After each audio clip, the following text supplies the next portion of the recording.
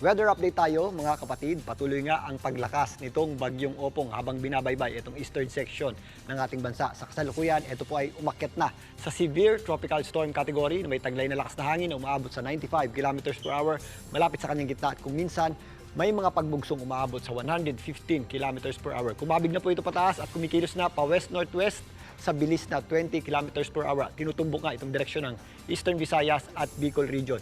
Ito pong bagyong Opong ay posibleng pang lumakas habang binabaybay itong eastern section ng ating bansa. Yan po ay posibleng maramdaman na yung kanyang hangin bukas ng hapon.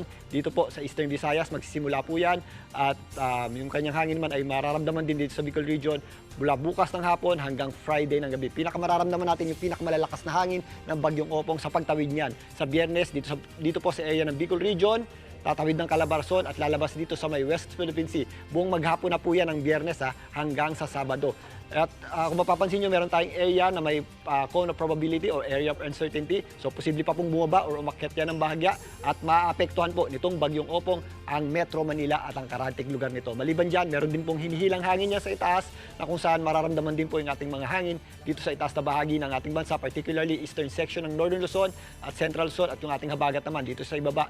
Diyan po sa mga areas ng Mimaropa at ang natitirang bahagi ng Visayas, nag-extend din po yan dito sa Zamboanga Peninsula. So, dahil moving system po yan magsisimula po yan sa darating na Thursday, mas mararamdaman sa darating na Biyernes hanggang Sabado. Para naman po sa ating mga pag-ulan, ito pong bagyong Opong sa ngayon, wala pang direktang epekto sa ating bansa, pero bukas ng hapon hanggang gabi, yung ating malalakas na pag-ulan ay aabot na dito sa itaas na bahagi ng Eastern Visayas, kasama po dyan ang Bicol region. At habang tumatawid, ito pong bagyong Opong, magdadala rin po yan ng malawakang mga pag-ulan at mga malalakas na pag-ulan nga na posibleng magdala ng malawakang pagbaha dito po sa mga area nga ng Bicol region, Calabarzon area dahil patawid po yan dyan, Mimaropa, kasama po dyan ang Marinduque, maging dito sa Metro Manila at ang mga karating lugar nito, kasama po dyan ang areas ng Bulacan, Nueva Ecija, Pampanga, Tarlac at maging itong areas ng Central Luzon ay maapektuhan din po ng mga pag-ulan ng bagyong Opong. Again, hindi lang po sa mga areas na malapit sa gitna ng bagyong Opong, although nandun yung ating pinakamalalakas na hangin at mga lalakas na pag-ulan, ito pong bagyong Opong ay medyo malawak yung sirkulasyon. Meron din po tayong mga pag-ulan dito sa eastern section ng Northern Luzon, kasama po dyan ang Aurora, Cagayan,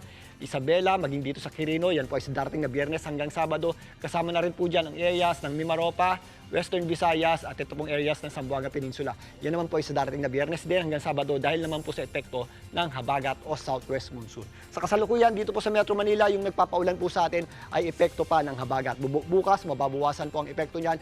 Pero again, sa darating na linggo, meron tayong inaasahang direktang epekto na ito pong bagyong Opong dito po sa Metro Manila. So meron tayong mga posibleng malalakas na pagulan at may kasama rin po yung malalakas na bugso ng hangin. Kaya sa mga gagawin po or mga walang importanteng gagawin sa labas ng bahay, magstay na lamang po tayo sa loob ng bahay para makaiwas po tayo sa disgrasya at mag-ingat po tayo sa mga posibleng epekto ng mga pagulan nito at malalakas na bugso ng hangin. At yan muna latest sa ating lagay ng panahon. Muli ako po ang inyong weather frontliner, Alvin Pura, na lagi may panahon para sa iyo. Mga kapatid, Julius Babaw po. Para sa komprehensibo at makabuluhang balitaan at talakayan, mag-follow at mag-subscribe na sa social media pages ng News 5.